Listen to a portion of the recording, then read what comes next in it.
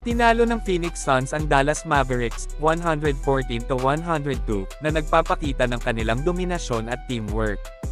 Sa kabila ng kahangahangang 40 points at 10 rebounds ni Luka Doncic, ang Mavericks ay nahirapan sa pag-score, mga maling pasa, at mahina na depensa, na nag-iwan sa kanila ng pagkabigo. Ang Suns, na pinamunuan ni Durant na may 31st points at si Joseph Nurkic na may 18 points at 14 rebounds, ay nagpakita ng lakas at pagkakaisa, na humiwalay sa ikatlong quarter at nanatili ang kontrol sa buong laro.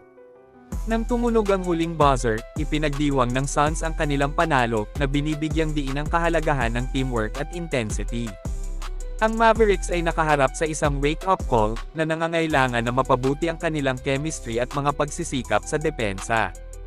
Ipinaalala ng laro na ang tagumpay sa basketball, at sa buhay, ay nakasalalay sa pakikipagtulungan at lakas, kung saan ang Suns ay lumitaw bilang isang malakas na puwersa habang kinikilala ng Mavericks ang pangangailangan para sa pag-improve sa laro.